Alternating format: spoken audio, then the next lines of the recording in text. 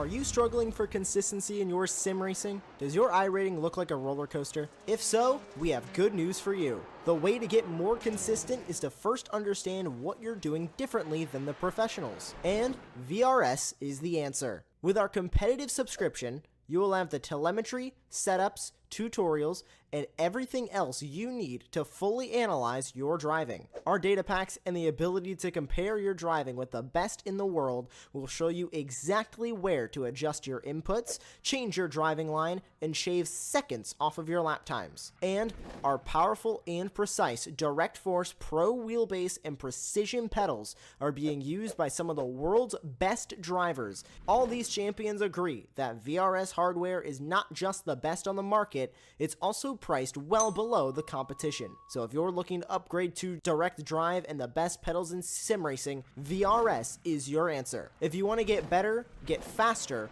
and make it happen sooner rather than later, you owe it to yourself to find out why so many people are switching to VRS. You'll be so glad that you did. Visit www.virtualracingschool.com and learn why the best use VRS.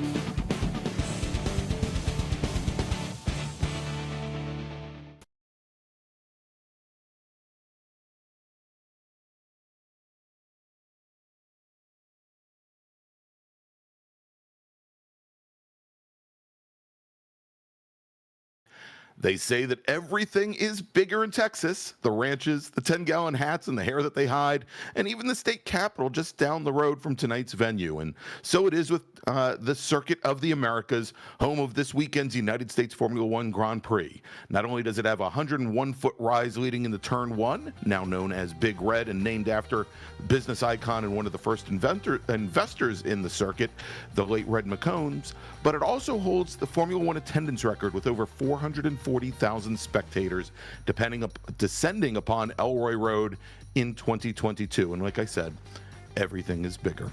Welcome to round number 5, everybody, of the Extreme Motorsports Ricmotech Sports Car Series presented by Performa Elite here on Apex Racing TV. I'm Greg Ginsburg, and joining me in the announce booth, as always, is Larry Lefty McLeod, and we've got our director back from paternity leave, Jonathan Grabowski, working the behind the scenes to give you all the best views of tonight's action and maybe give you some parenting tips as well. So good evening, Larry, and after this weekend, all I can really ask you is how's your plank wear this evening?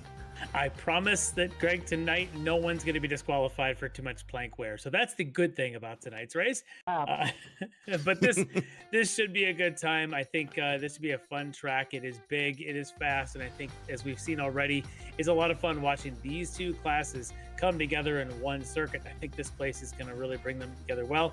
We'll see how it goes, though, as they go through those 13, 14, 15 complex down there, and see how these two interact in the sweepy stuff. We know in the straightaways, those LMP3s are going to be ripping on by, but we get some good battles going on in points. We've got great battles that we should see on the track tonight. Should be a good one. It definitely should, as our drivers are finishing up their practice. They're going to be heading out on track here in just a moment. And Larry, I was going to say, besides that area going over by the stadium, I was thinking also about the S's from turns 3 through 6, where they decrease in radius as you go on, and where some of our LMP3 drivers, they might think that it's a great opportunity for them to overtake some GT4 cars, but as those corners tighten up, it could become very difficult for them. And we might see a little bit more excitement than maybe we were planning for this evening. But let's do this. Rather than us just talk about the challenges of this circuit and how it's got some nice flowing corners, it's got obviously some very long straightaways here, one in particular, some corners that they start off with a lot of room to go into the corner and then tighten up on the exit, like turn one, like the hairpin. Let's turn things over to Kevin Ford. He's going to give you tonight's track guide, and I can tell you, Larry, from listening and watching the recording of this, Kevin was he was challenged tonight. he was exerting a lot of energy trying to hustle his BMW M4 GT4 around the circuit. So let's turn things over to Kevin for tonight's track guide of the Circuit of the Americas. Welcome everyone to beautiful Austin, Texas, and the incredible Circuit of the Americas Grand Prix circuit here today. Formula One is what this was originally built and designed for, but it has welcomed many different forms of racing. Sports car racing, you name it, it's been here over the last few years. Well, great to have you with us as we provide you your track guide today around this nearly 3.5-mile circuit, but it takes 20 turns to get a lap done around here. So let's head up the front straightaway here and take you on a tour around Circuit of the Americas. This front straightaway here is a big overtaking opportunity as drivers will be climbing a 10-story hill here to set up into this brake zone for the very tight hairpin of turn one. Right back to the left here, you can see how you really got to rotate that car to get it right back to the bottom of that apex. Now down the hill out of two, very fast exit. This will bring us up into the very tricky S's here at COTA. Right back to the right, and then right back to the left. Get that car to rotate, come back to the right again. The car roll through the center, back to throttle, and then back down into turn 6 here. This will bring us up into turn 7 and 8. This is a bit of a tricky section to set up the entries for here. Right back to the left, and then up out of the exit, over the blind crest, down through turn 10, and this will set us up for the approach to the backstretch here as we enter turn 11. Very busy course here, as you can see. You'll have a little bit of time to rest here as drivers will come out of 11. They'll get onto this big back straightaway here and look to take advantage of the slipstream on this long straight. This will bring us into a very heavy brake zone and a hard 90 to the left. This will be turn 12 down here, rather. We'll get hard on the brakes here. Come right down through the gears. Set up that entry. Get a nice rotation. We'll come backtrack left here as this is going to bring us into the stadium sections. Back to the right. Going to hug the apex here. We'll come back to the left for 13, 14, and 15, and then back to the left again. Very difficult to get that corner right. And then here we go, up and out of this section here into turn 16. Going to want to hug these apexes here. We'll let the car drift out. We'll come right back to throttle. Get a good run down the hill here to set up our entry for 19. Very fast. Shoot through that apex, right back to throttle, and then up the hill towards turn 20. Want to get a good launch out of here as this is going to bring you up onto the front straightaway. There we go. Nice smooth exit, and this will bring us back across start-finish line. There you go. There's your track guide for this amazing course here in Austin, Texas. Thank you for being with us.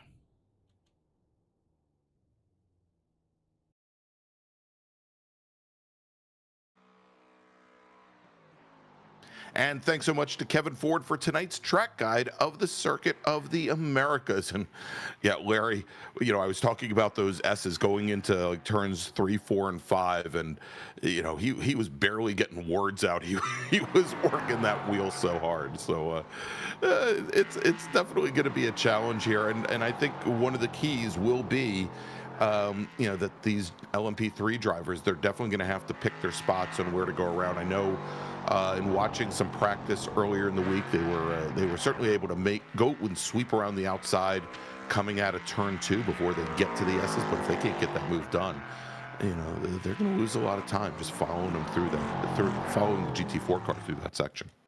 Yeah, it's going to be a big part of tonight's race from an LMP3 standpoint is how quickly and efficiently they can get through some of that traffic. And yeah, you get stuck behind through those S's.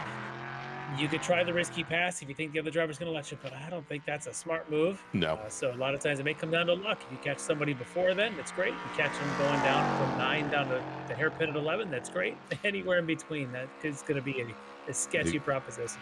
Exactly. You're gonna have to display some Ian patience, I think, is the operative term. All right, so we've got our drivers. They're out on track right now, and they are in the process of qualifying. And as we always do here in the Sports Car Series, we give our drivers 4 flying laps in order to set their fastest time and set the grid. And they can do that over a 15-minute period. And as they're out on track, just as you're watching them now, as we're watching Mike Dam, who is currently our provisional pole sitter in LMP3. These drivers have the track to themselves, so they don't have to worry about any kind of traffic impeding them while they're trying to set those fast lap times. Before we move any further, let's take a quick look and show you how you can determine which cars are in which one of our 3 classes. Of course, we've got the LMP3 cars that we just saw Mike Dam in, and pretty easy to pick those cars out, and they've got orange number boards and mirrors, etc. But the GT4 cars, we've got 2 different classes. We've got our pro drivers and we've got our AM drivers. Right now, we're looking at Justin Ream, who is provisional pole sitter in the pro class, and the way you can tell the pro class drivers is they have the red number boards on the sides of their cars, red mirrors, red windshield banners as well, and oh yeah, let's not forget the end plates on their wings.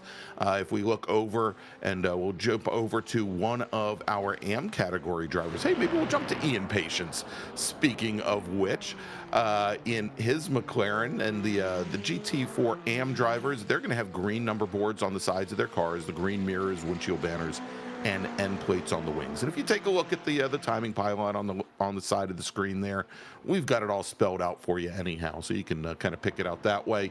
And whatever drivers, typically whatever drivers that we are showing on screen, we'll usually highlight their cars as well, though I don't think we've got that on that version of the timing pylon. But that is how things go. So Larry, right now, again, Mike Dam is your provisional pole sitter. He has about 0.8 of a second on his Orion Racing teammate Travis Schwenke, with Michael Brooks currently just another 0.2 off from there.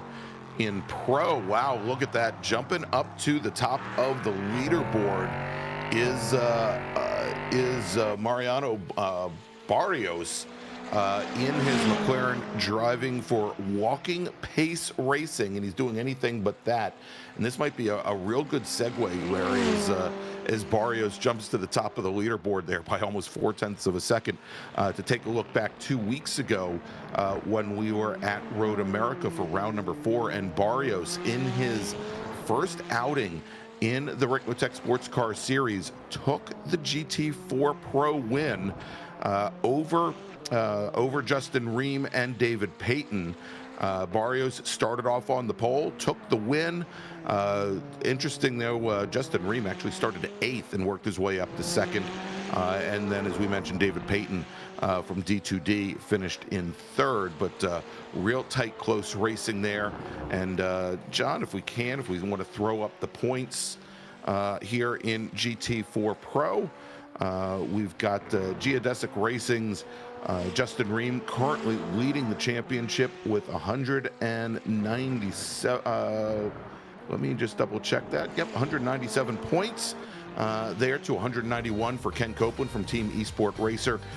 Copeland driving, I believe, a Mercedes-AMG GT4. Then we've got David Payton for D2D in one of the Aston Martins.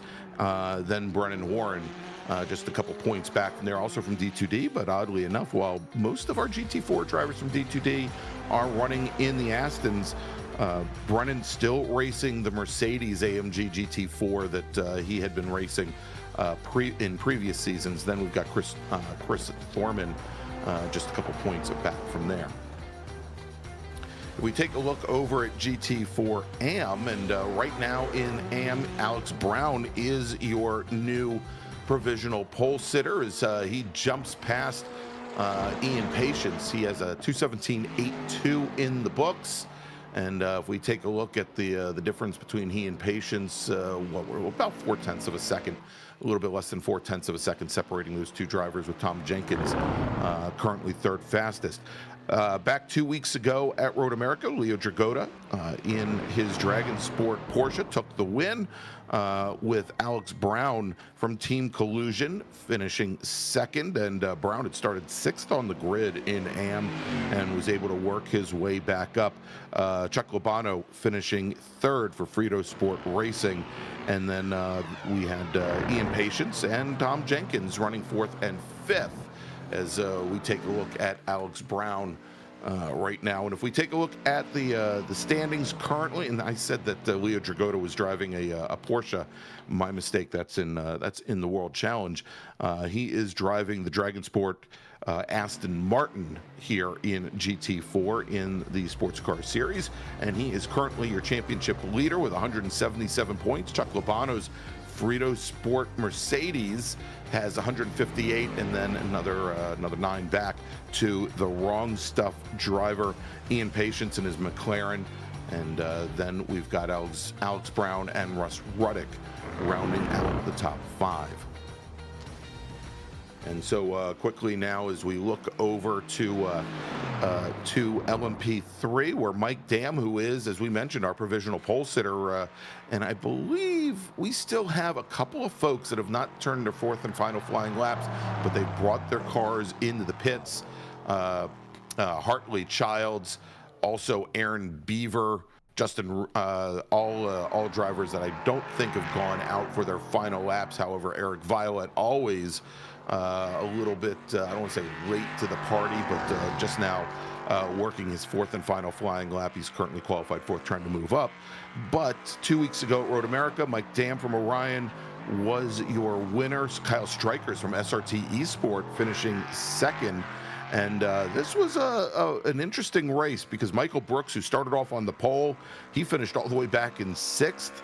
Dam started 6th and, of course, took the win. Strikers started 10th in the field to finish 2nd, while Orion Racing's Travis Schwenke, who started on the outside of the front row, finished 3rd. Eric Violet, who we're watching right now, finished 4th for D2D Racing, and then Robert Hartley from Orion finished 5th. And so if we take a look at the point standings, of course, all of these drivers running those V8 powered Ligers. Mike Dam currently with a 2-point advantage over his Orion Racing teammate. Travis Schwenke, Kyle Strikers definitely within striking distance, 4 points back. Let's see what I could do right.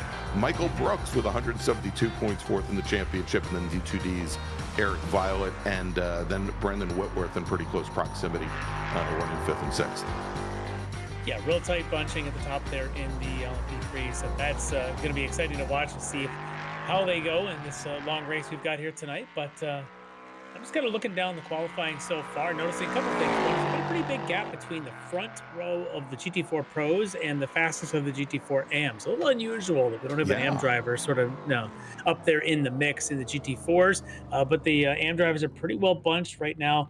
Only one position separating the fastest AM driver, Alex Brown, from Ian Patience, the 2nd quickest. So they'll be all bunched together. No real advantage for anybody there. But it just shows you the front of the field, specifically in the pro category, how fast that Mariano Barrios and Justin Ream really are. Those two just on another level right now.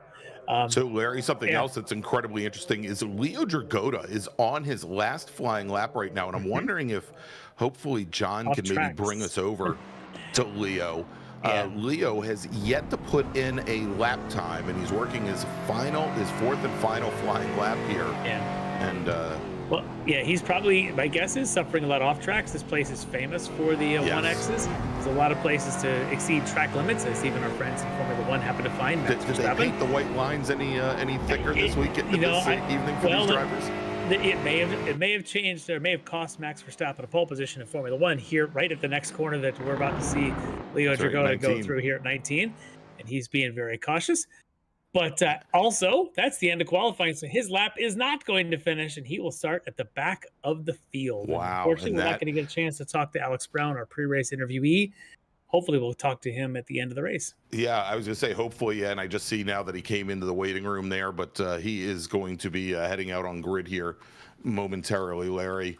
And yeah, our apologies to Alex from Team Collusion, driving the GT4 AM Mercedes. Hopefully we'll get him at the end of the race if he finishes on the podium. But let's go and we'll run down the starting order. In LMP3, your pole sitter this evening from Orion Racing with a qualifying time of 2:02.54. It's Mike Dam, just about 45 hundredths of a second off of that time is Michael Brooks. Then we've got Eric Violet from D2D starting third, with Travis Schwenke from Orion starting fourth. Kyle Strikers from SRT Esport on the inside of row number 2 with Robert Hartley. On the inside of row number 3 with Robert Hartley starting in 6th. Then we've got Bobby Childs and Baron Glover starting 7th and 8th. Brandon Whitworth and Aaron Beaver starting 9th and 10th. All right, in the GT4s on the pole tonight, you got Mariano Barrios of Walking Pace Racing. He'll be lined up alongside Justin Ream from Geodesic Racing. That's your front row in GT4. On the second row, you got Ken Copeland in that Mercedes Esport Racer, lined up alongside Kevin Ford of the Flying Tortoise Motorsport entry. On the next row is going to be on the inside, Jeff Jacobs, SCCA Foundation for him. Alongside him, he'll have D2D Sim Racing's Brennan Horan. On the following row, you're going to have your fastest of our AM drivers, Alex Brown from Team Collusion, alongside Chris Thorman out of D2D. The next row, you got on the inside Ian Patience from The Wrong Stuff, lined up with Lucas Jagoda of the Dragon Sport Race, the faster of the Jagodas here tonight, at least based on qualifying. Right behind them on the inside, it's going to be Tom Jenkins in Midfield Motorsports alongside John Sterling from Team Collusion. Big field of Team Collusion drivers tonight. Right behind them on the inside, you're going to have Brad Husty from Midfield Motorsports alongside Dale Maxwell from Team One Racing. In the next row, you've got Russ Ruddick in the Flying Tortoise Motorsport. Flying Tortoise? So the Flying Toter would be much more painful, I think. Sorry, Russ in the Tortoise Motorsport entry. John Casey and Frito Sport will be lined up alongside of him. On the last row of the grid on the inside from Frito Sport, it's Greg Brockway lined up with. We saw him just miss out on getting a lap in the books. Leo Jagoda, he's got his work cut out for him now from Dragon Sport Racing. That's a tough spot there for Leo to start out your points leader, starting at the back of the field. Maybe it could be a good thing, could be a bad thing. Maybe a bad thing. Well, we'll see how he does working with some adversity there. Of course, split start as always. The LMP3s will get their start on their own grid. It'll be called for by the steward. And then the GT4s as a group will get their start also from the steward shortly after. And I assume if the LMP3s get theirs, then there won't be any holdup with GT4s. No, and we'll see how things play out, because I think even here in the sports car series, Larry, we've had some issues where drivers have dealt with some cold tires on the opening laps. And it's created... I think I'm going to use that word again, some excitement in the first couple of in corners. These two classes in particular. Exactly. All right, so pace car now is on the pit lane, turning the field over to Mike Dam with Michael Brooks alongside, and our real-life starter has given the green flag, and we are racing here from Circuit of the Americas as they're making the run for the very first time. Up Big Red, spreading out 4 wide. This corner very wide on entry, but it funnels down early in there. There's a little bit of a tap between Michael Brooks and Eric Violet coming down the hill. Directly behind them, Strikers and Schwenke battling for position as our GT4 cars come onto the front straight. They're ready for the start. Barrios is your pole sitter, and the green flag is given to our GT4 drivers. And on the outside there, looks like the McLaren of Ream just did not get going, Larry. And he's now come around the outside though and made up a little bit of ground. Ream a little slow there on the start, but seems to have made up for it. But he's got Copeland now right next to him, as Mariano Barrios is going to get himself a nice free run into the S's the first time. I think Copeland's going to slide it a second, and yep, then they're going to go single file on down the train from there. I don't see anybody still thinking side by side as they go to the S's for the first time. No, I was just watching, and I think we had Lucas Stragata go off there on the outside of the S's. I think he was actually side by side with John Sterling momentarily, Larry, and he now is going to be, he's going to be joining Leo Dragota towards the back of the pack, except he's much further back now. Yeah, tough start here for the Dragonsport entries, with obviously Leo starting from the back, and now Lucas had an opening lap spin. As we take a look at Michael Brooks there, just behind Eric Violet, who had a really good start to jump up into that second spot there, just followed Mike Dam up the inside at a 1. So it's Dam, Violet, Brooks, your front 3, with Schwenke, and then Kyle Strikers. Of course, we mentioned him into the points hunt here, sitting in that 3rd spot back in the race so far. He's in 5th. There we go.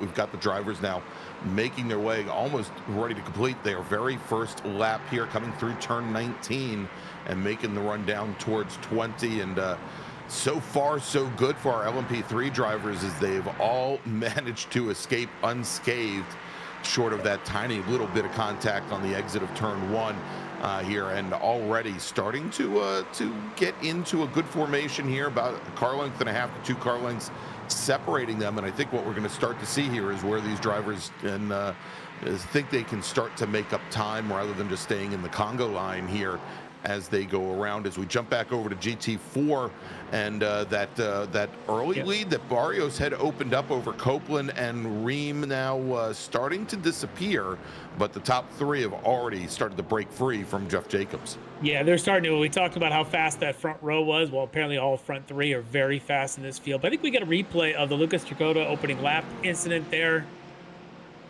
We can take a look at that real quick. All right, let's take a look here as they go in. And, we said Dragota was side by side with another driver, and a little bit of contact there, and then over that sausage curb.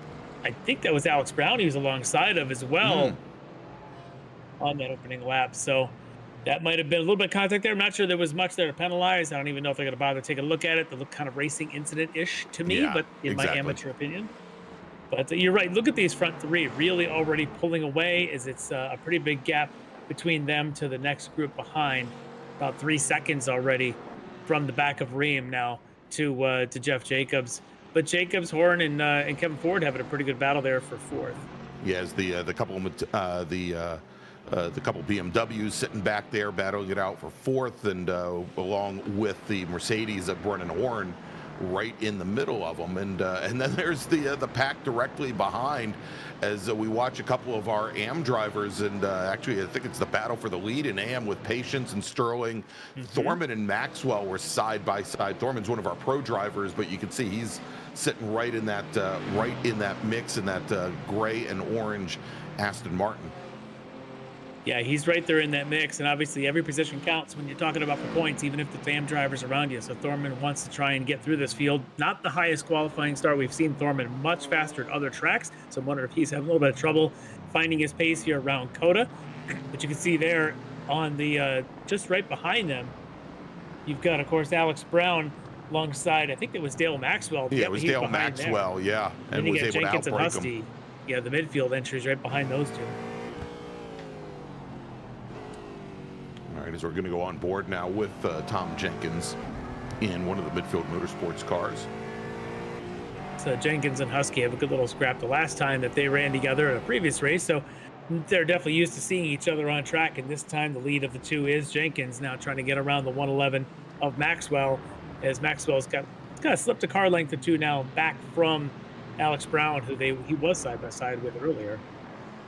All right, let's jump back up to the pro lead here, Larry, as our racers, Barrios, Copeland, and Ream are coming up to the top of Big Red to start lap number 3. And whoa! Aggressive for Ream there at the back of that group, starting about middle to right of the track and dove to the inside of the left. Didn't really pan out for him, as Barrios able to hold the position. But now Ream alongside going to the S's with Copeland. Oh boy. Oh my, and it's going to start tightening up here. And I don't know if Copeland just let him through, because if he hadn't, it would have gotten very, very difficult for both of them. It looked like Copeland did back out there. Yeah. Just didn't need to tangle there with Ream the aggressor. Yeah, sometimes being the aggressor pays off, and you earn the spot just based on kind of like a bullying move, so to speak, lightly bullying. It's being aggressive and forcing the issue. Copeland letting him through, knowing that they just want to keep pace, of course, with Barrios. out in front of them. And I think they'll catch them just about 9/10 back here. Yeah, and for a second there, Copeland took a look to the inside of Ream going into the hairpin and thought a little bit better of it. But, like I'm saying, Larry, we've got 55 minutes of a 60-minute race remaining. There's no need to take each other out on lap number 3. And I think that's probably what both Ream and Copeland were thinking, except they had different sides of the argument. Ream saying, I'm going to shove my way through me, and he's going to let me because there's 55 minutes left. Right. And Copeland saying, I'm not going to get tangled because there's 55 minutes left. Two different sides of the same coin-ish. But, yeah, very aggressive move pays off early. And we flash now to that next group of 3, the 4th, 5th, 6th battle with Brennan Horn in the middle between those two BMWs. That's right. So there's Jeff Jacobs in the SCCA Foundation machine with Brennan Horn from D2D eRacing, and then Kevin Ford, who I believe Ford is running for. Is he running for Frito Sport now? I believe. Or is it Flying Tortoise? He's, I believe, a tortoise. Yes, he is. He is a tortoise.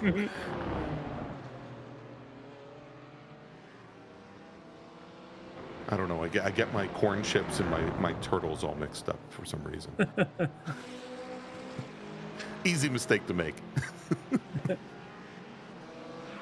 All right, let's take a look now here at LMP3, Larry, where we're starting to see perhaps a little bit of a breakaway here starting. Yeah. It looks like we've got the pair of Dam and Eric Violet.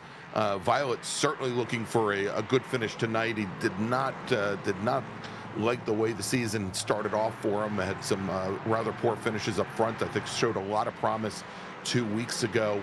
And he's hanging with Mike Dam right now. Brooks and Schwenke in very close proximity, but now finally we're starting to see this LMP3 field start to spread out a little bit. Yeah, just a little bit. I think you're just seeing a couple of battles. So as Schwenke battles and pushes to the back of Brooks, those two fade a little bit from the front two that we've got an eye on here, Violet and Dam. But I wouldn't think they're going to go too far. I think if Schwenke stays in back behind Brooks, Brooks could still, there you can see him in the wrong stuff entry, could still close up a little bit to the back of this Violet and Dam. Although in the past, we've seen Eric Violet very conservative through the first half of races. Yes. He'll save fuel, he'll save tires. He also won't push Mike Dam and slow those two down and pull back into Brooks and Schwenke. But I'm not sure they're going to have a choice. I think Brooks is pretty quick around this place, and he should be closing this gap up within the next lap or so. Yeah, all right, let's take a look at the GT4 lead here again. Is they're still right on top of one another. And I was going to say, Larry, I think, at least for the time being, this being a rather long track at about almost 3.5 miles, that still our LMP3 racers, they've got, about 3/4 of a lap before they're going to catch the back of the GT4 field as it stands. So, I think the strategy might change when they start to hit traffic.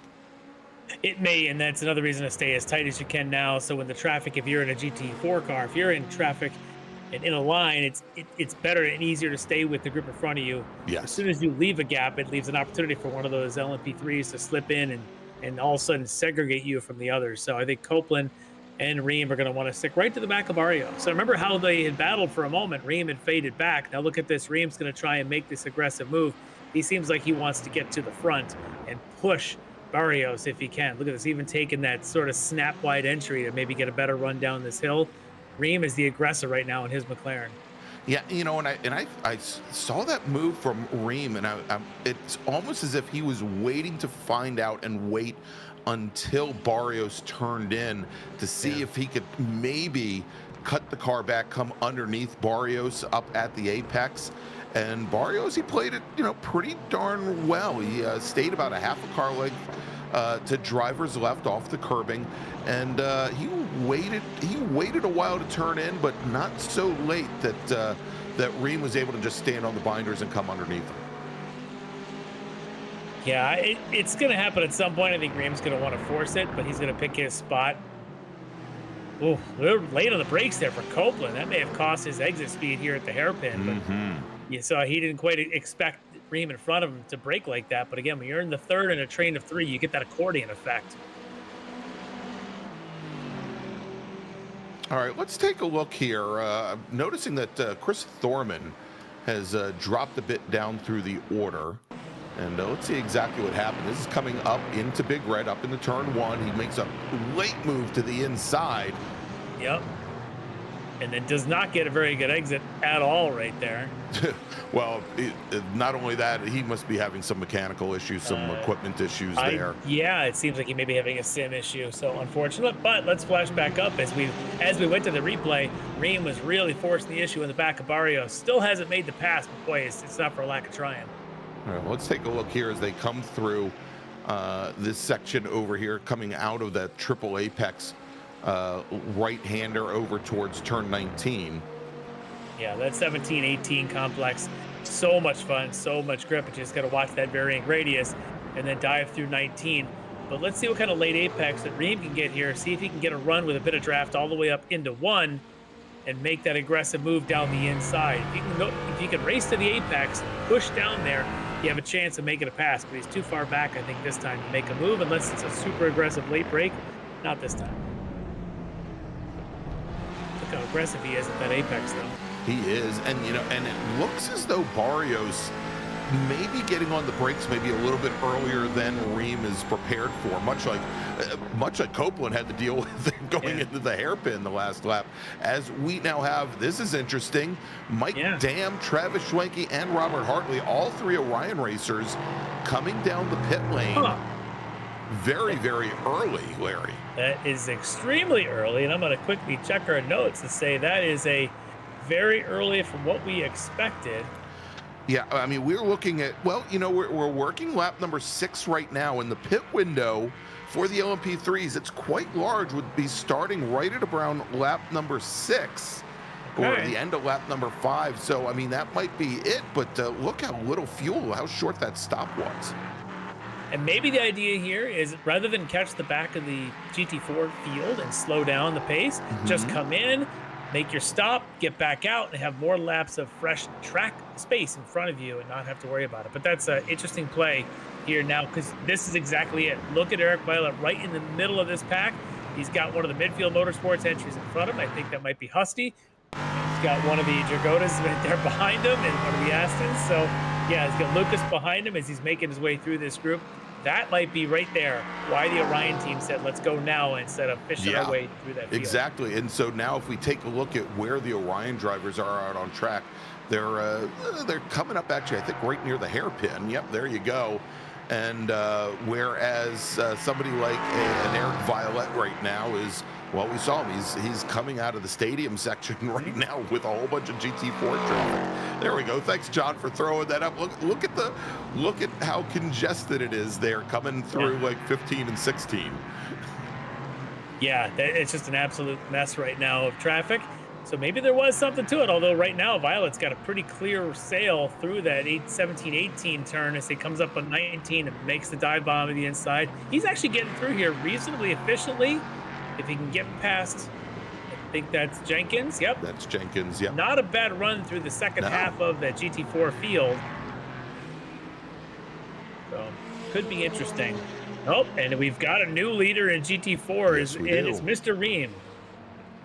And so the Team Geodesic Racing entry, the McLaren now jumps to, or the other McLaren jumps to the lead now. Justin Reem over Mariano Boreas. And then with the Mercedes of Copeland, the SRT Esport, or probably the Team Esport Racer driver directly behind. Let's take a look. And I think we've got something to pull up here. We'll see exactly how that pass happened. And again, it's going down that front straight as they go up the hill, and he gets a great run off of the final corner at 20, and he gets to the inside and positions the car and forces Barrios to stay out there wide, all the way around, and then gives himself a great run down the hill. That's a great pass for Reem on Barrios. Now, I also like to watch his lines. Next chance we get where they're coming down to the S's, watch how his line is more efficient with the car through the S's than the similar McLaren of Barrios. So interesting to watch those two guys as they're now on that back straight. No passing going here. They're going to go single file into 12. Yeah, and so I think, not only will we be able to see the next time they come around, Larry, to see how Reem handles the lead through turns 3, 4, 5, 6, but it'll be interesting to see how Ken Copeland, sitting in third, assuming he's still back there when they start the next lap, how he works behind that McLaren going through that section, because the Mercedes has looked rather racy, rather stable through that section. Yeah, the big thing to me will be how well they do on tires over the long haul, because I think Barrios was using a lot of tires early. I think Ream noticed it, and Ream's able to capitalize now, and those two are in similar cars. That Mercedes is going to be different. The Mercedes can be a little softer on his tires. He hasn't been as aggressive. He might have something to say here as this race progresses for one of those positions. But look at this already in one lap. It's already up to about 7 or 8 tenths of a second gap from Ream to Barrios. So a good lap there for Ream as he pulls away a little bit. Copeland taking a quick look to the inside on Barrios. Barrios cheats over just a little bit, I think, to perhaps hold off the Mercedes. All right, let's jump back over to the AM category. Oh yeah, here for a moment, Larry. Got a good one heating up over there. As that was Ian Patience, who's our leader in GT3 AM. Just as he was having to work, as we had the prototype car come through, and it stacked up the whole field back behind him.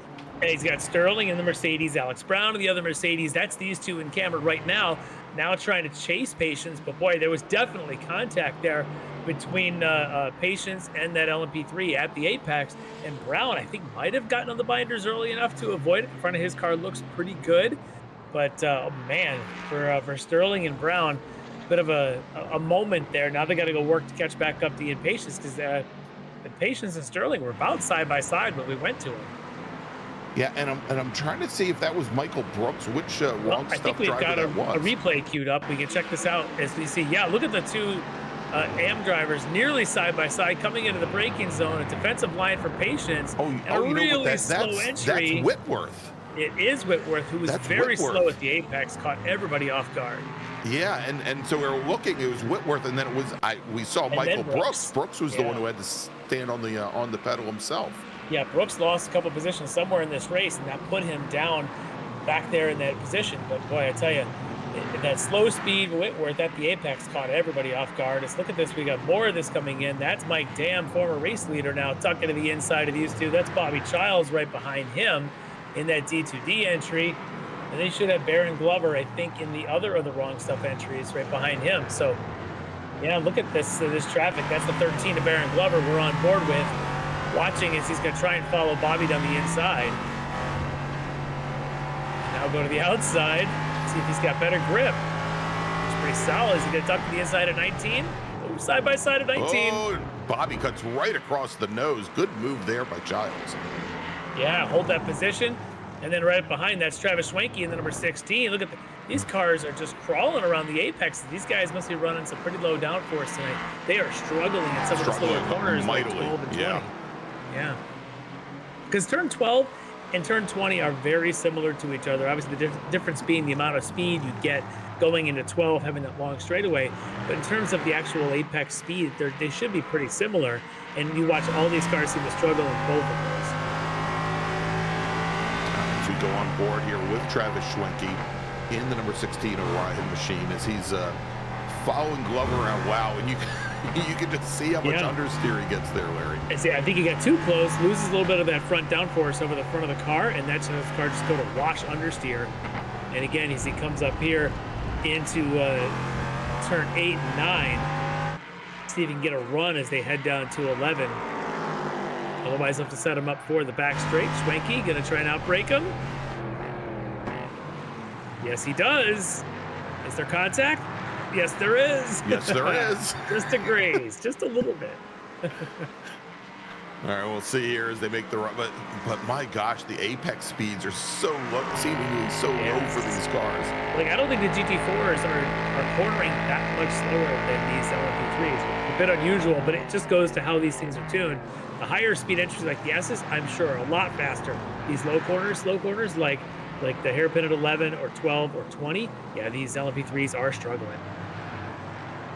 It's a lot of torque in those motors too. Look at this as they come up through this traffic. Remember, this is the battle for that 5th place here. Kevin Ford and Brennan Horan, 5th place in the GT4 Pro, and they're now dealing with their own battle as well as this battle of the LMP3s whipping around them. with Schwenke and Glover. And so we should note there that Kevin Ford did get around Brennan Horn a couple laps ago. That moves him up to 5th in AM, as they both kind of lost touch there with, and I say AM, I'm sorry, it's 5th and Pro. As they lost the touch with Jeff Jacobs just up ahead. There's the yellow BMW of Jacobs. Yeah, let's see if they can, before their pit stops, dig into that lead a little bit, get back up to that battle for the 4th spot. But look at this, Horn going to try and take the advantage of using that I think it's Rob Hartley. It's Hartley. In that Orion car, try to use them like a pick, unable to, as they're going to go through the S's one more time. And I do love seeing the different lines. It's a good view here right out the back of the Kevin Ford BMW, looking at the nose of that big Mercedes coming at you.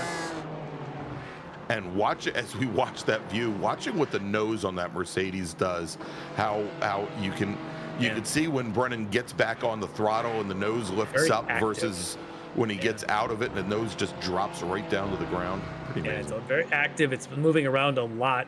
That Mercedes seems very soft here tonight. But these GT4 cars, these are not GT3s.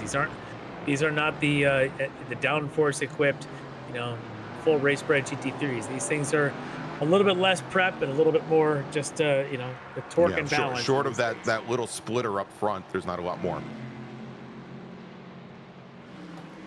All right, so this is one of the Dragotas battling it out with Dale Max. So that's Lucas Dragota. Lucas, who actually started this race higher than Leo and then had the spin, and look at this, worked his way all the way back up into the 5th spot in the AM category, getting here around the 111 of Maxwell. Meanwhile, Leo Dragota still stuck back there about 5 seconds exactly behind. Whereas Leo, who took the win 2 weeks ago at Road America, mired right now, still back in 8th in GT4 AM. Yeah, having a bit of a rough night there, although his last lap was pretty quick for Leo. We're going to keep an eye on him as he works through it. But Lucas seems to have some pretty good pace here tonight, running some lap times in the 18s. He's quicker than the 2 cars in front of him, who are Jenkins and Sterling. And you can see Jenkins right up there in a similarly equipped Aston Martin, and then he'll get to Sterling in the Mercedes. So we'll see if he can make that move. And they've got coming up behind him, I want to say, is that Strikers in the LMP3 that's making his way through this traffic? In the yellow one, I don't think so. All right, look at this, Larry. Is Justin Ream is in the pits. Ken Copeland in the pits as well. Looked like Copeland was definitely taking some tires. And Ream is out. Copeland's still there. Wow, unexpectedly taking tires there. So big advantage now for Ream, who came into that pit stop as the race leader, hands the lead back over to Barrios for the moment until Barrios takes his stop. We'll see where those two end up. But of course, Ream comes out right in the middle of this battle in the AM category, where he's got Husty behind him, Maxwell in front of him. He's got a Leo Dragota just back there. Leo would love to hook up with Ream and try to make his way through this traffic and catch up to brother Lucas, who could be teammate Lucas. Up there, just a couple spots. But yeah, this is going to mix things up a bit here, as these pit stops early for the front of the field is very unusual. We typically see the leaders pitting last, but tonight, now both in LMP3 and in GT4 Pro, the leaders are the first ones in.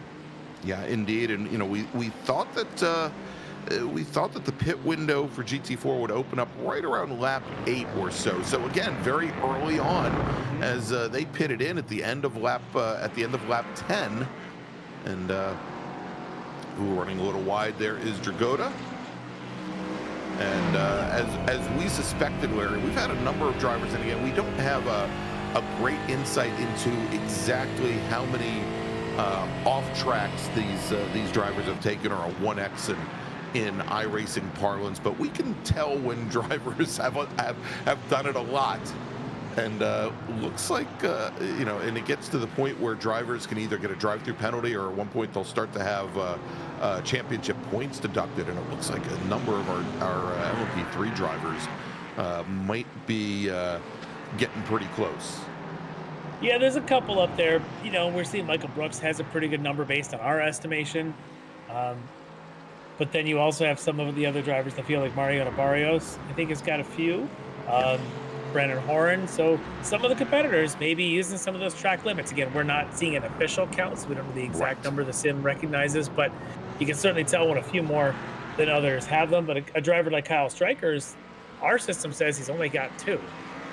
So that's a pretty good low count. That's Aaron Beaver in the Aerokinetics entry going down the inside of this gaggle of GT4s. Look at that slow apex speed again for the LMP3. Is this time it's Alex Brown. So Patience and Brown, they just can't seem to get away from issues with LMP3 cars right at the top of turn 1. And wow, look at that. And so Brown now in the Mercedes, the 67 machine, he's closing things up on Ian Patience once again, along with John Sterling in very close proximity. I'm going to theorize that Alex Brown was so disappointed he didn't get a pre-race interview that he's going to do everything he can to win his race just to get the post-race interview. But that's just my theory. That is it. That's how much it means to him. I hope he does. I root for everybody. I want to see somebody get in here and actually want to talk to us. Those are the best interviews. Oh, look at this. So you've got now the 188 car, of course. That's Ream, who was the race leader.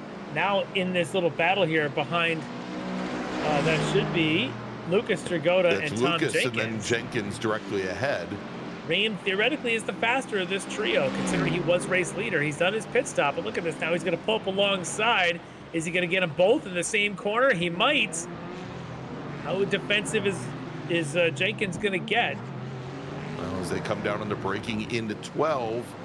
How aggressive is Ream going to get? Look at this, Larry. We've got 4 cars off directly behind that's Leo that battle. Dragota. There's a bumper in the middle of the track, too, but that's Leo Dragota. That was the 111 to and I think Ken Copeland might have been involved in that as well, Larry. I saw the white Mercedes. Oh, he's got damage on the front of his car. He does. Yeah, Ken Copeland, who had been running in the top 3, and he had come in for his pit stop as well. Let's take a look and see what happened here, Larry. Let's throw this replay, and let's see what we've got on this one. It's the 3 of them now with Dragota at the back and the 111 of Maxwell at the front. Dragota tries to go down the inside. Oof. Husty causes the accident, and then Copeland's got nowhere to go. Oh. So that might be on Leo for the aggressive dive bomb there, trying to get in the inside of Husty. And that's just another one of those corners, Larry, that that tightens up. It's a slightly decreasing radius corner, and he just went in so deep and so shallow. There was no way he was going to get that car rotated. Yeah, for Copeland, who had been running up in the front 3, this will be a very interesting. So he's already done his pit stop as well. It was a slow stop, but I'm curious how much damage he really has. It looks bad, but it wasn't a high-speed contact, so he might still have straight wheel, and maybe it's just superficial. Maybe his top speed is limited a little bit. So we'll keep our eye on Copeland and what kind of pace he's got. Can he get himself back up near a podium? Or does that now fall into the hands of possibly a Jeff Jacobs, who's been running a pretty consistent 4th place until now, and of course sitting up at 2nd, waiting on pit stops for he and Barrios and Ford. And there you go, Leo Dragota getting a drive-through penalty assigned with incident responsibility. Yeah, and that seemed obvious. It was a bit of a late move down the inside. And you can make those if you make it stick, but as soon as you cause contact, it's going to end up being your fault. And for Leo, our points leader in AM, not getting the result he needs tonight. Doors wide open for some of his rivals to come through, and we'll see. Perhaps is it going to be Ian Patience? Is it going to be Alex Brown? We got a few others in this field that probably would like to get a good solid finish tonight. As Ream now up to the inside past Sterling. Next victim ahead could be Alex Brown. The fellow Canadian there, Alex Brown, in front of Justin Ream.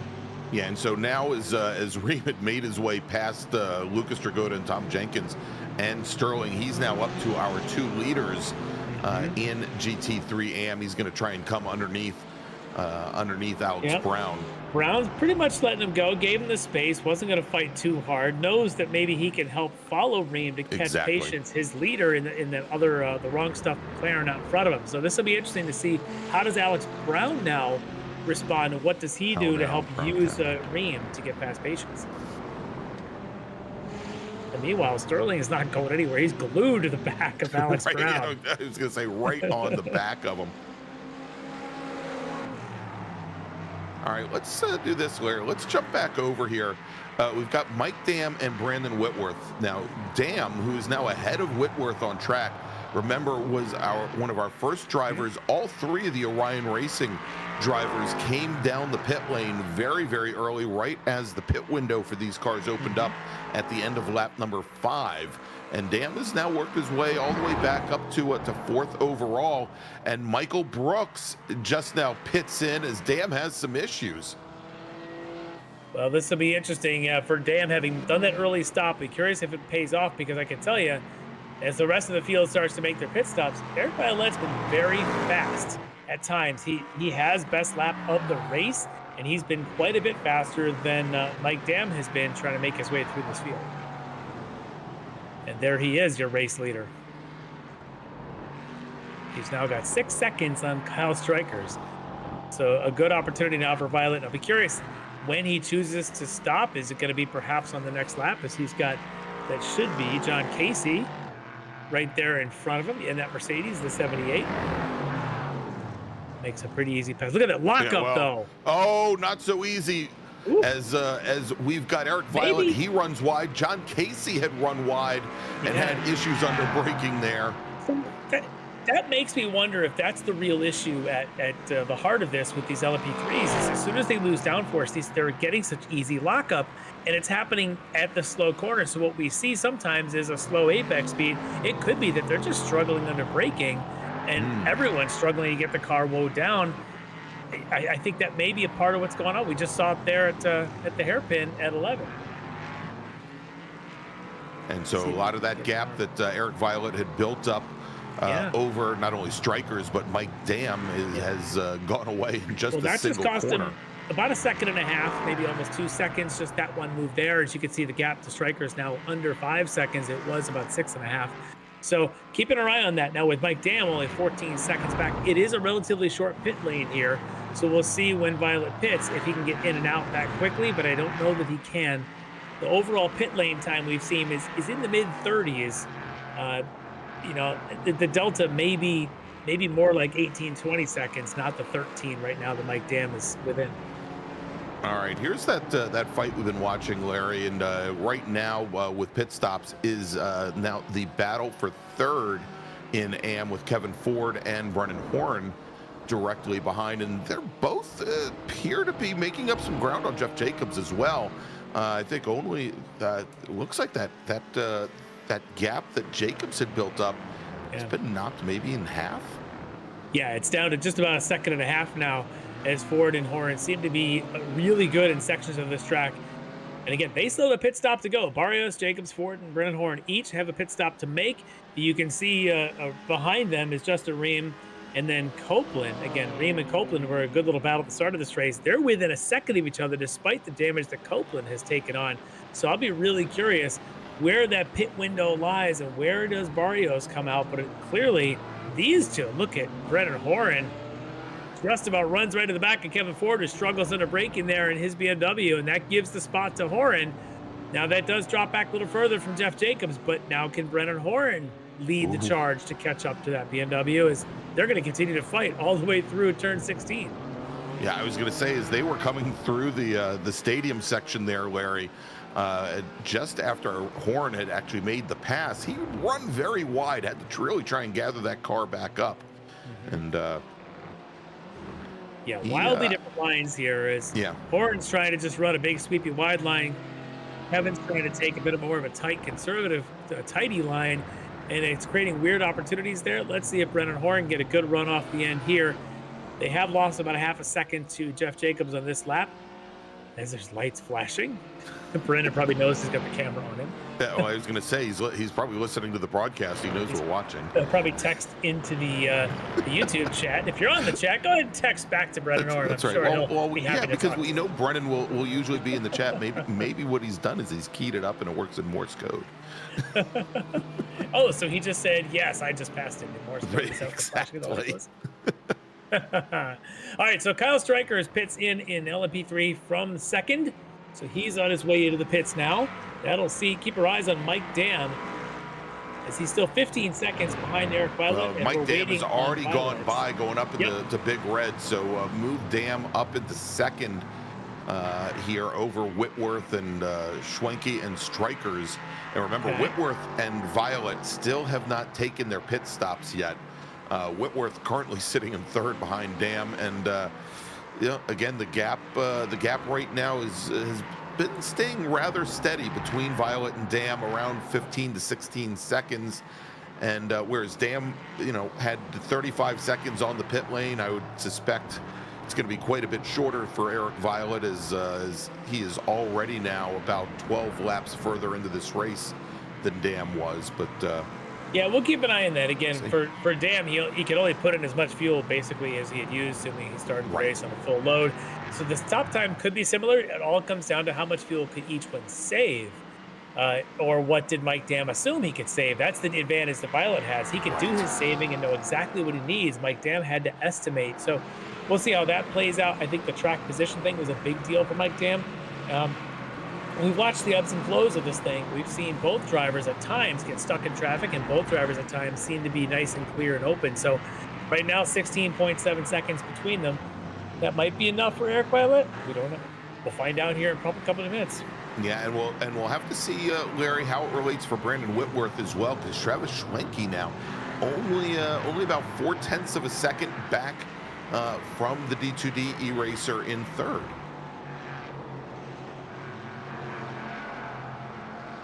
And there's Schwenke right there, and you can see as Schwenke now pulls right up to the back of Whitworth, Larry, right as they're dealing with a lot, and I mean a lot, of GT4 traffic as they come into the final corner. Yeah, that is a ton of traffic to be battling through if you're Whitworth and Schwenke, and of course the other drivers, GT4, are in their own bit of a battle. Hey, and if you're watching us here on YouTube, go ahead and do exactly what Stubby says. Hey, Stubby. Stubby, he wants you to push that like button or the thumbs up button if you haven't done so already. Go ahead and also subscribe to Apex Racing TV if you haven't done so already. You'll be glad you did. We've got great virtual racing like the Extreme Motorsports Ricmotech series all week long here and from around the world. So definitely come on board. Well, while we're giving shout outs to folks like Ricmotech, why don't we go ahead and take a quick break? Come on back. We'll catch those pit stops for those LMP3s and the conclusion of our 1 hour race. Sounds good. You're listening and watching the Extreme Motorsports Ricmotech Sports Car Series presented by Proforma Elite here on Apex Racing TV. And we'll be right back.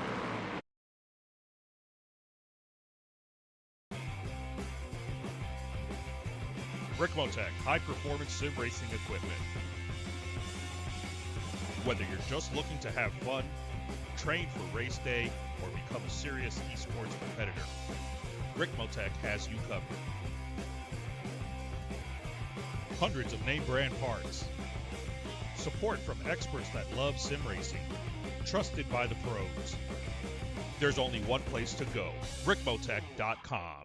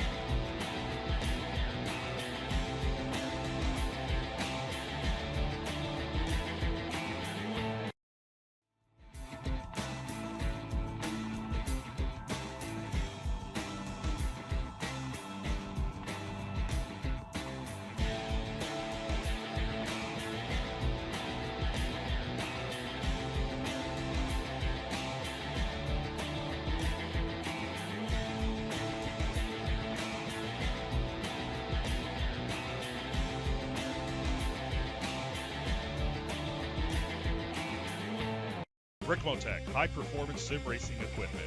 There's only one place to go, Ricmotech.com. The search is over. The most comprehensive league scoring solution is here, with the ability for multi-level championships, custom incident tracking, post-race time penalties, support for heats, drop weeks display, multi-car team scoring, advanced web widgets, rookie championships, a custom paint system, and load those results in seconds. Visit extremescoring.info today.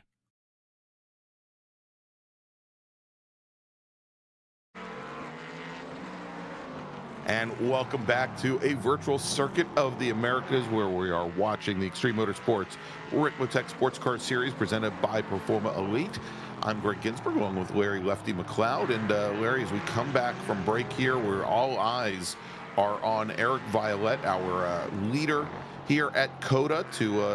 He's getting pretty close to the end of the pit window. Actually, you know, the pit window for the LMPs goes all the way up to lap 24. So we could probably see him do another 3-4 laps here, as he's currently working lap 20.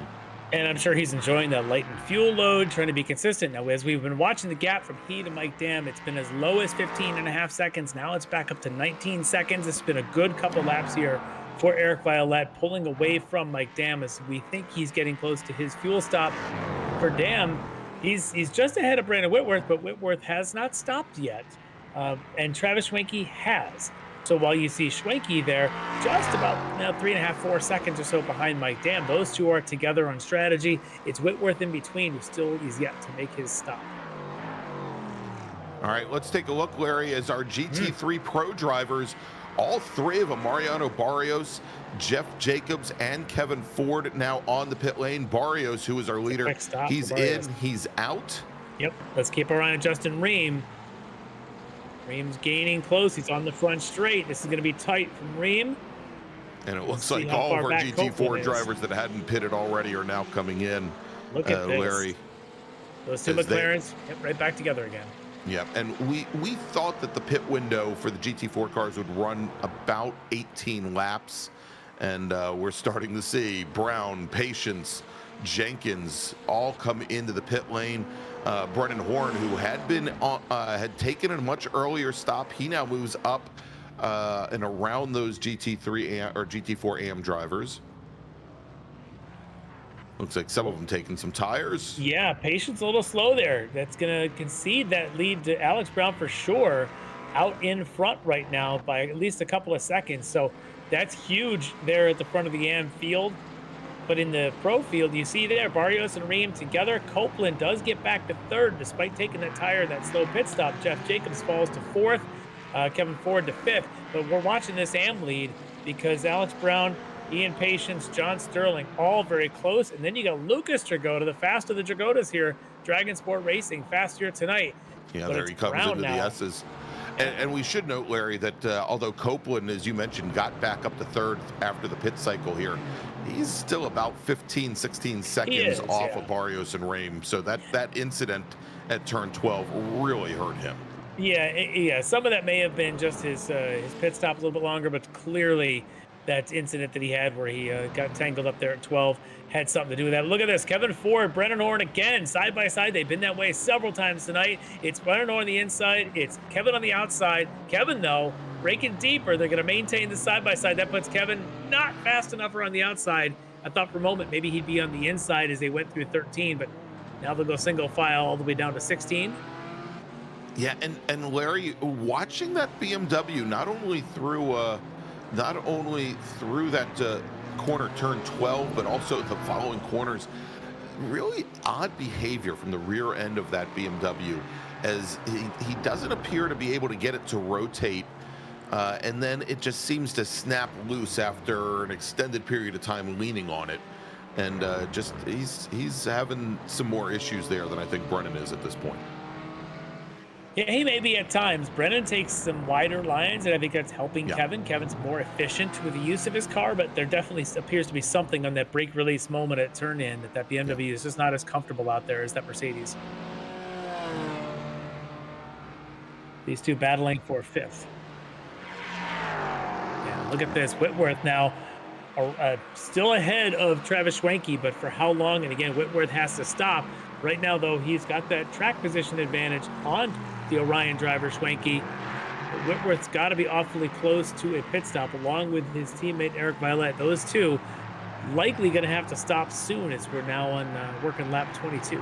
Yeah, and you notice this, Larry, not only is Schwenke very close, Robert Hartley not all that far behind either. So Whitworth, I mean, there's a good possibility Whitworth is going to give up two positions here. Well, there goes Schwenke. A bit of a bad mid-corner there at 16 for Whitworth. Allows Schwenke to get up around the outside and a good smooth exit, and now he's got the advantage as they go down to 19. Wouldn't be surprised to see Whitworth duck to the pits now, and I think he is. Yep, and there you go as Whitworth heads into the pit lane. As we jump back to the battle for the lead in GT3 Pro, Mariano Barrios once again and Justin Ream, the two McLarens, seemingly locked nose to tail, working their 20th lap of the evening. Yeah, we saw a lot of this before all the pit stops started, and it was Ream the aggressor. Now Barrios going to be aggressive on his defense, taking his tight lines and forcing Ream to have to go the long way around. Ream's been able to do that at times. He managed to use the draft in a couple of places, most notably off of turn 20. Now they're right through 19 right now. Let's see if that same pass comes to fruition up here into 1. If Ream can get a great exit, a late apex here off of 20. Oh, and he's got a really good run. He does. All he has to do is get to the inside. Does Ream go to the inside first? No, it's Barrios going to try and protect. We've seen Ream do this before. He'll go to the outside. He'll take the long way if he has to. There he goes. Barrios, a little bit defensive, but not a lot. It's a bottleneck exit. And look at this. He's going to hold the inside. Is it enough? Is Ream's exit fast enough? Not fast enough for Ream. No, it's not that time. And I thought for a moment there, Larry, that maybe Barrios had moved maybe a little bit too far to the inside on Ream. But again, Ream just not able to carry as much speed as he needed down the hill. Yeah, great defensive lines there for Barrios to hold the inside long enough, force Ream to go outside, and then take a little bit of that track back for himself to not kill his exit entirely. Good job there as they come up through 8 and 9 and head down to the hairpin at 12. And again, look at the exits, though, that Ream gets. He's really planting the power tonight. Is he going to duck to the inside, try to pass him now? Or is he setting him up? He's going to take it. Comes under braking, going into the hairpin. But he's got a terrible exit. You know, I think Barrios might not have even gotten as good an exit as Ream did out of the corner there. Ream, great job.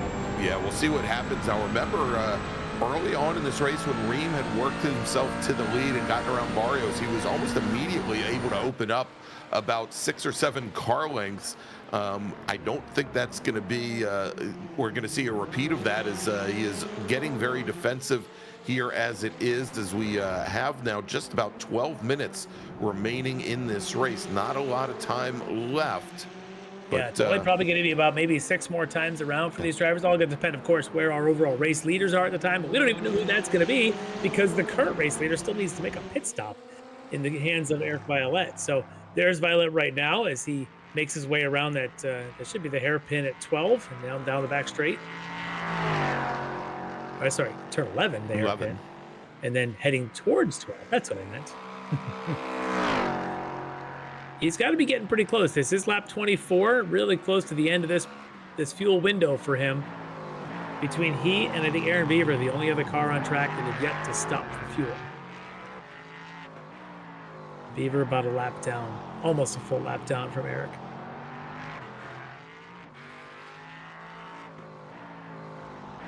Look at this, all the track space in the world. His last lap was a 2:03.5, but Hartley actually turned the fastest lap of his race at a 2:02.8. 2:02.8. Fastest lap of the race now belongs to Hartley, who's currently in 4th. All right, now again, we think that the pit window here for the LMP3s is 24 laps, and here you go. We're speculating. This is it. How fast can he come in? It's a 20. What we said about a 23-second gap from Eric Violette to Mike Dam. Is that enough? I think it might be, but it's going to be close. My guess is he's got about a 2 or 3 second buffer on the positive side for him, but I will tell. All right, let's check and we'll see exactly where Mike Dam is. He's on the front straight. Eric's moving. And Violet is out, and he's coming up the apron now, heading towards Big Red. And it looks like Eric Violet has managed to hold off Mike Dam for now, Larry. Yeah, that half a second difference. Wow, those fast laps that he was turning in that area without traffic really paid off and allowed him to hold that. Yeah, but here comes some traffic as they're going through those S's. Can Mike Dam be the aggressor around the Dragonsport entry? That's Lucas, the number 119 there. And they both go around him. Now they've got more, and that's one of the wrong stuff drivers right in front. That's Patience and Sterling, I think, right there. Yeah, that right there is the battle for second in GT4 AM, directly ahead. And you can see Violet. He's going off track. Yeah, and Violet's not even using the apex curbing. He's going all the way to the inside as they come up to the hairpin. Yeah, he had no choice. Look at this, using all the track on exit. It's a drag race to 12 between the leaders of the race. And here we go, Mike Dam to the inside, drivers left for Orion Racing, Eric Violet for D2D to drivers right. Who's gonna blink first? And then they've got the leader, Alex Brown, at GT4 AM right in front of him. And look at this, late on the brakes, but not late enough. It's gonna go back to the lead of Mike Dam, but look at this.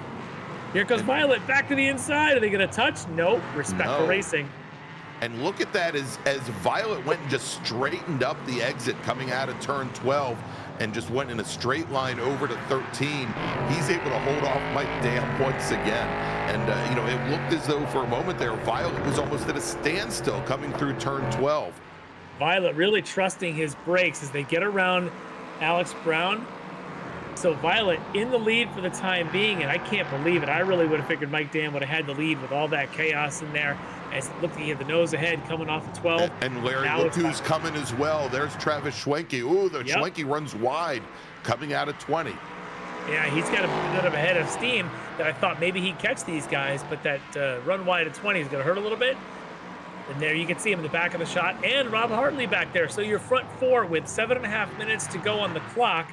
And we'll call that about 4 laps as they just cross start finish.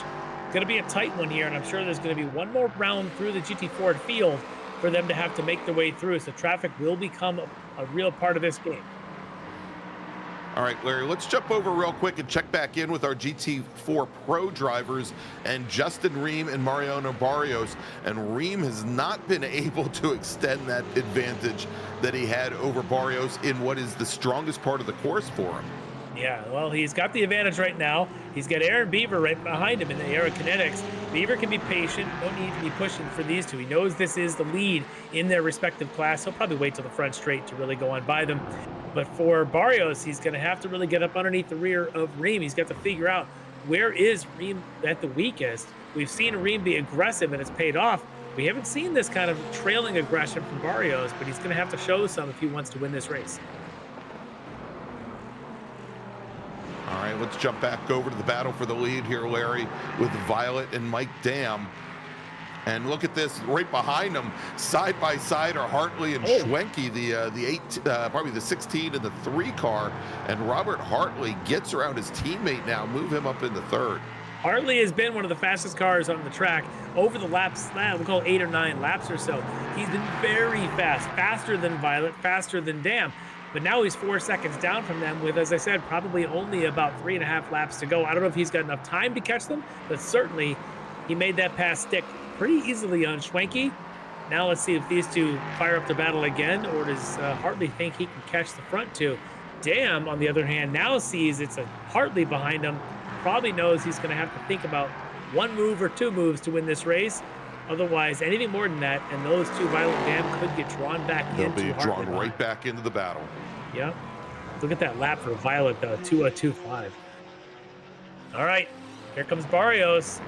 Not going to do it this time. Shows the nose, doesn't go anywhere as they come off of the hairpin at 11. I tell you that Ream's car is set up very well to plant on exit. Yes. He's done it all night.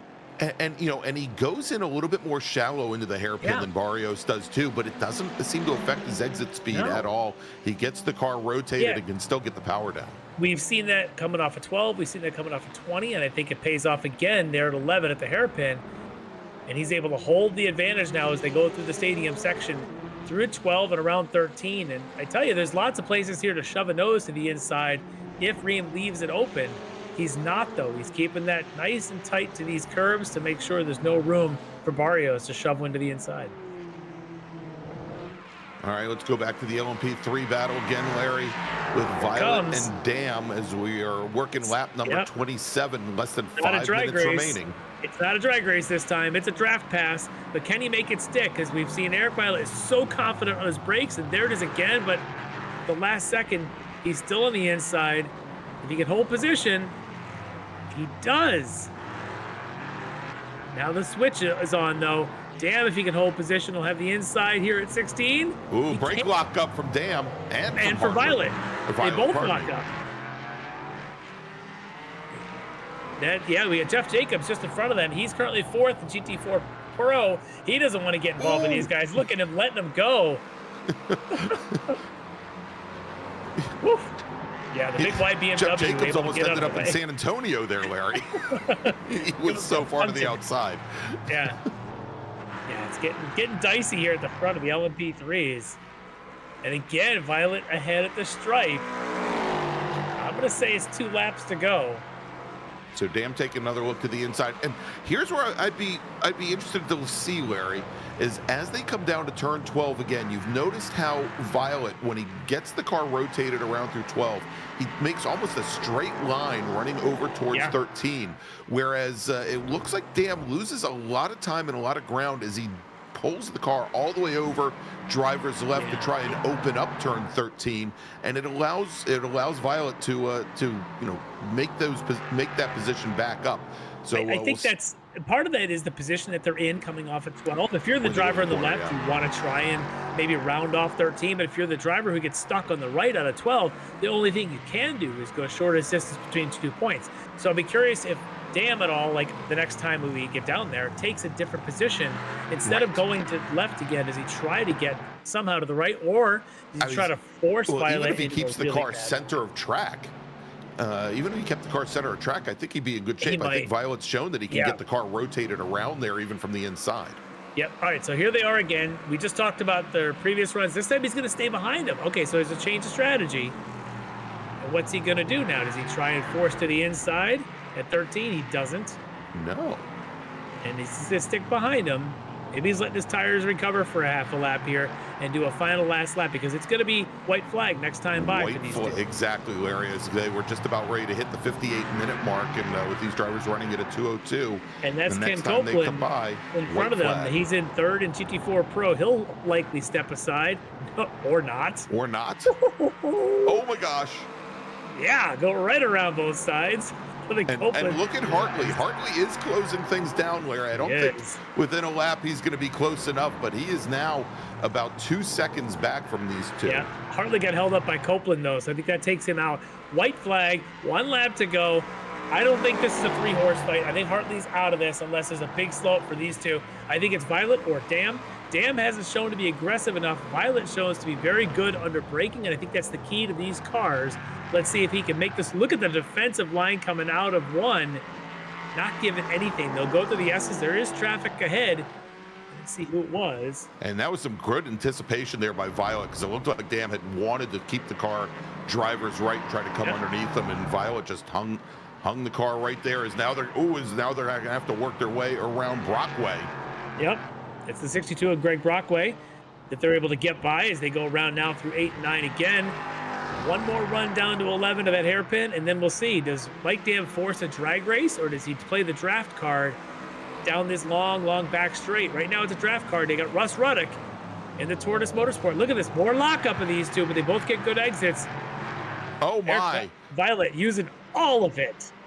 Apparently has a 1x to give, and he's even going to use some draft off the back of Ruddock. Now, does he get defensive and stay to the inside? Not yet. He knows the outside line. Right. He knows he can use this line. It's okay, and Mike Dam's not going to try anything, which means Dam's going to have to try something here in the stadium. Yeah, and Dam was nowhere near alongside. Now Dam tries to come underneath. Not quite far enough alongside. However, his time is running out. That is a wide D2D car right now. All right, 3 more corners. And here they come into the triple apex of 17 and 18. Dam's got 1 shot. He's got to stuff it down the inside at 20. He's got to set up for a run off of 19. And I don't know if he's close enough, Larry. I don't know that he is either. He's not close enough to stuff it. And I don't think the traffic ahead is going to matter. Eric Violet just needs to put power down and get to the stripe. And it's going to be Eric Violette taking the win in an exciting race here at COTA. There you go. Finishing second will be Mike Dam. Robert Hartley will finish in third. And Larry, let's take a look, because just ahead of our leaders right now, this is the battle for GT4 Pro. And Justin Ream has opened up about 4 car lengths now on Barrios. And I, you know, for a moment there, I was thinking, well, maybe Barrios thought the race was over, but they've got now an entire lap, and Barrios is starting to look like his rear tires are going away, Larry. He was sliding that car through the S's, something awful. Well, I'd said earlier that Barrios wasn't as efficient through the S's as Ream had been earlier on, and I think that tire wear may be playing a part of it, but he is closing up in this final lap, and you can watch the cool-down lap of the LMP3s. They've got a great spectator view of this battle going on for the win in GT4 Pro. Barrios, he's not done yet. Look at him, a half a second back. He's got to get the power down. I don't think he can here, though. Look how efficient Ream is pulling away on the straightaway. Of course, the AM lead also not decided. That's happening somewhere in front of these guys. Yeah, this is actually a little bit further ahead, I think. As right now, it's John Sterling holding the lead in the AM category. They're just now crossing the line, Larry. Yep. And so Sterling is going to take the win over Tom Jenkins. Ian Patience will finish in third. Yep. All right. And so if we flash back to the Ream and Barrios battle, there he is. These two McLarens now coming through the stadium section. And Ream, through here especially, like everywhere, if he's able to get the power down, he's got an advantage. And look at him plant that car coming off of 16 and heading for the big right-hand sweeper. Yeah, and here they come through the Grand Plaza section. And even there, you can see how efficient Ream is with that McLaren, using so much less track space as Barrios there. And you've got just one more corner, and coming onto the front straight for Alpine Stars Geodesic Racing, it's Justin Ream. He's going to take the win here in GT4 Pro. Mariano Barrios, who won round 4, he can only manage second tonight, with Ken Copeland finishing in third. It's a great race. Boy, exciting right down to the finish. And Copeland here on the podium as well in GT4 Pro. That was a good one. It definitely was. All right, so Larry, let's do this. Let's take a quick break. Thanks to some of our partners and sponsors. And when we come back, we'll talk to some of our podium finishers here at the Circuit of the Americas, where you've just seen round number 5 of the Extreme Motorsports Ricmotech Sports Car Series presented by Performa Elite. We'll be right back.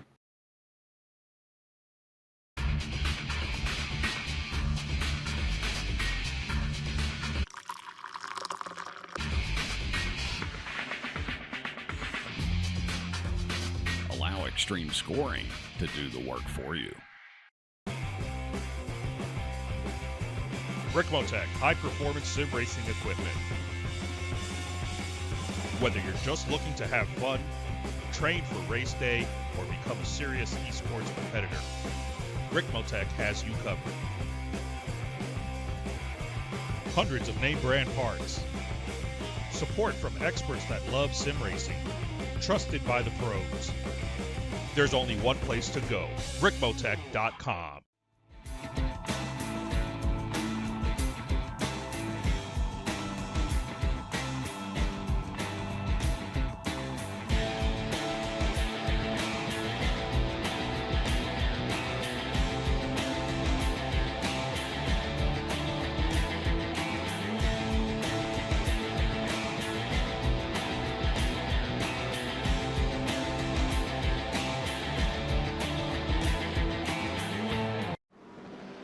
The search is over. The most comprehensive league scoring solution is here, with the ability for multi-level championships, custom incident tracking, post-race time penalties, support for heats, drop weeks display, multi-car team scoring, advanced web widgets, rookie championships, a custom paint system, and load those results in seconds. Visit extremescoring.info today.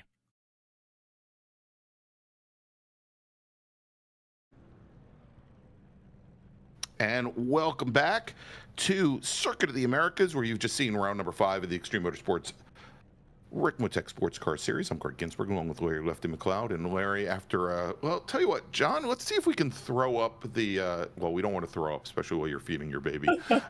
Let's see if we can bring up the that's the so much final funnier than order. our viewers have no idea what the reference is, but that's funny.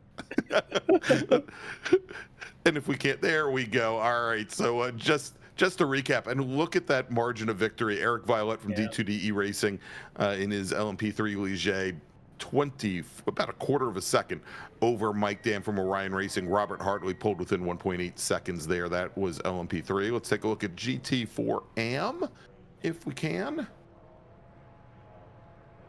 There we go, where John Sterling took the win over Tom Jenkins, with Ian Patience from The Wrong Stuff finishing in third. And then finally in GT4 Pro, taking the win was Justin Ream from Geodesic Racing. That's right. I'm sorry, John. From Geodesic Racing with Mariano Barrios, who for the second round in a row doing anything but going at walking pace. He finishes second, only 0.6 of a second back from Ream. And then Ken Copeland, who had that got caught up in that incident about mid-race.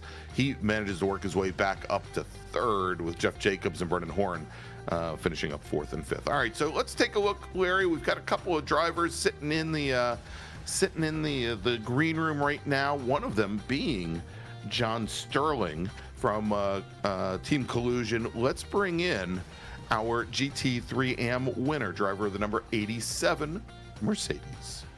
All right, we got John Sterling with us here tonight, winning in the GT4 AMs. And Johnny came in kind of in the middle of the mid-pack in points. Getting a win here tonight is going to help you, but that was a heck of an exciting race, up and down. Tell me a little bit about it from your side. Oh my God, I don't know what to do with my hands right now. Yeah, this one was definitely needed because last week we were running great, or last race rather, and ran out of fuel literally just a foot from the start finish line, and we would have had second. So we ended up dropping back and losing a lot of points the last race. So this one really makes up for it. Yeah, exactly. A bit of a recovery there from what happened last time. But tonight's race was it seemed chaotic at times. The battles with Ian was up there. Alex was in that race for a while. I mean, you and Alex seemed to be nose to tail for about 2/3 of the night tonight. It just seemed to be all over the place. I mean, you went from being either somewhere between first and fourth, and then starting to pass even some of the pro class cars. Was it just a matter of staying with these guys? Were you even able to tell if you had a shot to win this thing until the last, 5 minutes? Oh yeah, I was just trying to keep the incident count down, trying to save my tires, things like that. And yeah, it's mostly me and Alex trying to fight Ian. He was doing a pretty heavy defense there, and my God, I'm sweating like crazy. But me and Alex finally got around him. Alex started pulling to Verstappen, and then apparently he ran into some bad luck last couple of laps, and hate for that to happen. But for Team Collusion, AMG Mercedes, we had a great race this weekend. Yeah, it really was an awesome finish for you. Well needed when it comes to the overall in the points. So congratulations on the win, but I'm sure you got some folks you want to thank that help you get here. Yeah, I want to thank you guys for broadcasting our races. You guys do a great job here. The admins for adminning the race, obviously. Our league sponsors, Pro Forma Elite, Ricmotech. And our new sponsor is Before the Checkers After the Green podcast. We just picked them up as our previous sponsor actually went out of business. So if you guys still want a button box on a sale, if you check out detailed button boxes on Facebook, they're doing a closeout sale there. I was going to say, we get them awfully cheap now, huh? Yep. All right. Well, John Sterling, congrats on the victory in the GT4M here tonight at COTA. Congrats. All right. Thank you, guys. All right, thanks so much to John Sterling. Larry, let's move over to our GT4 Pro winner tonight, running for Geodesic Racing in the number 188 McLaren. It's Justin Ream. Justin Ream, winner of GT4 Pro tonight. I tell you, Justin, that was sort of like the three different races. You had the race at the beginning where you had the battle of you and Ken and Mariano. And then you had the middle section there where you had your pit done, but you had to be watching deltas. And all of a sudden, there's you and Mariano again for the last 10, 15 minutes. That was awesome racing between you and Mariano. I'd love to hear what you thought of it from your side. Yeah, he definitely made me sweat for that one, that's for sure.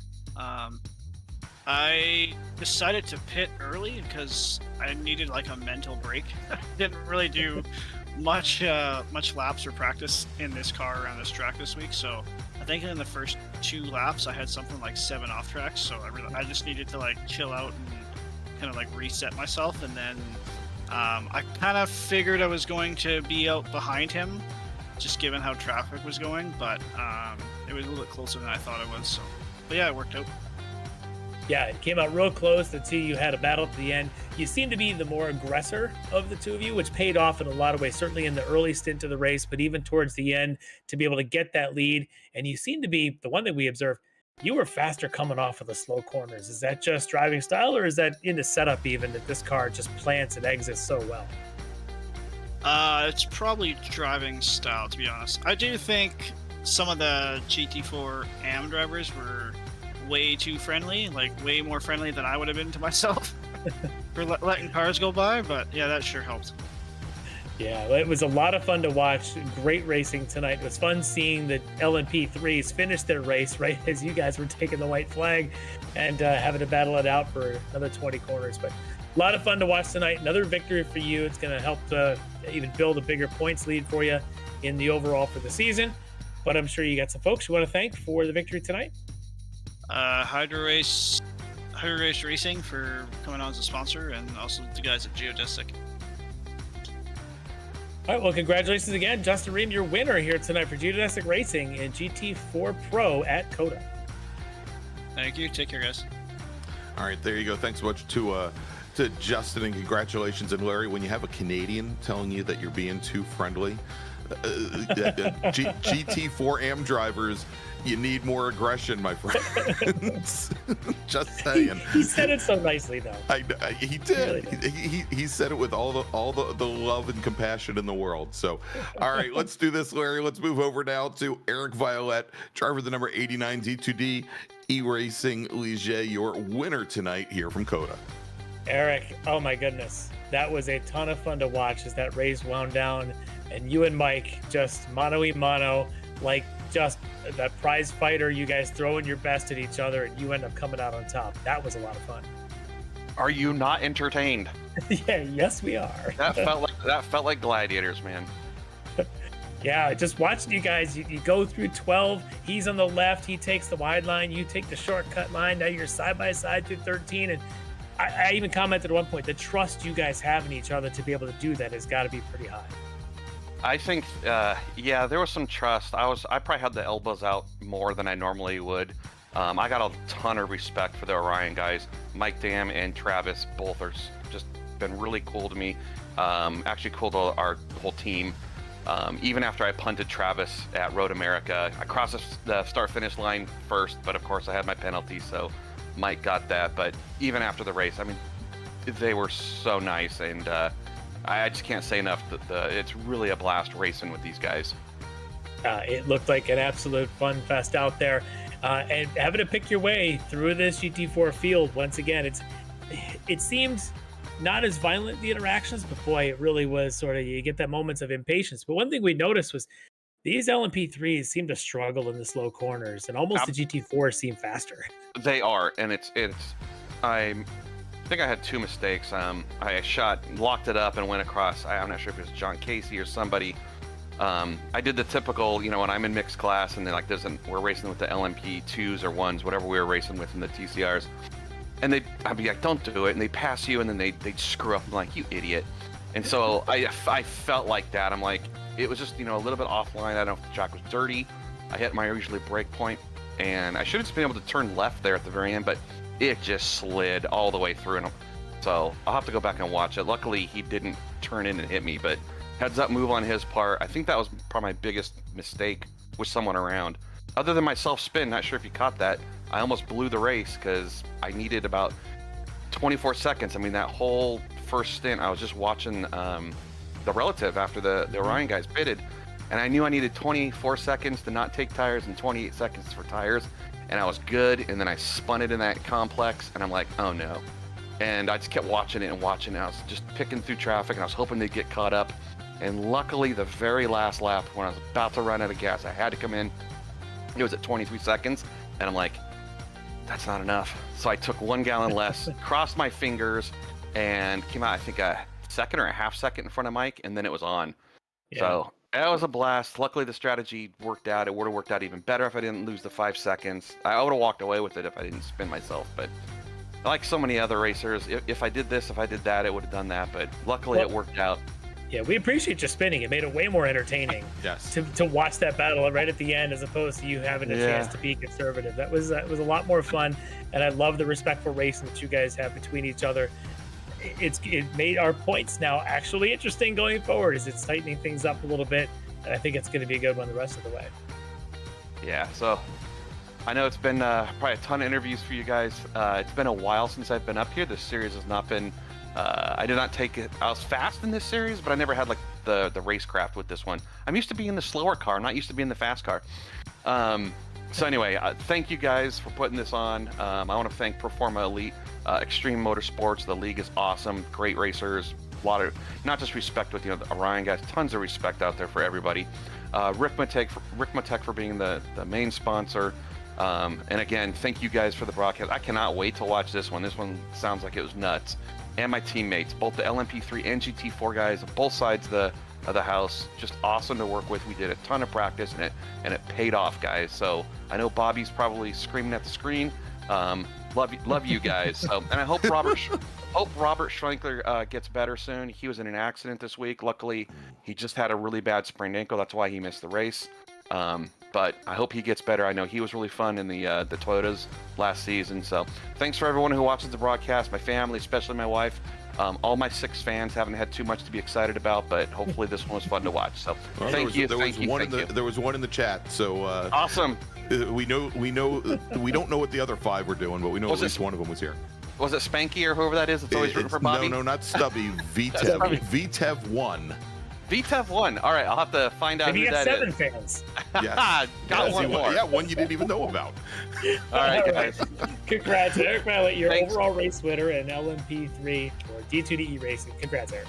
Thanks again, guys. Always a blast. All right, thanks so much, Eric. All right, and so Larry, other than the fact that you blew off Alex Brown tonight, no, just kidding. Sorry, Alex. We'll get you next time. Yeah, we'll get you next time, Alex. It's Greg's fault.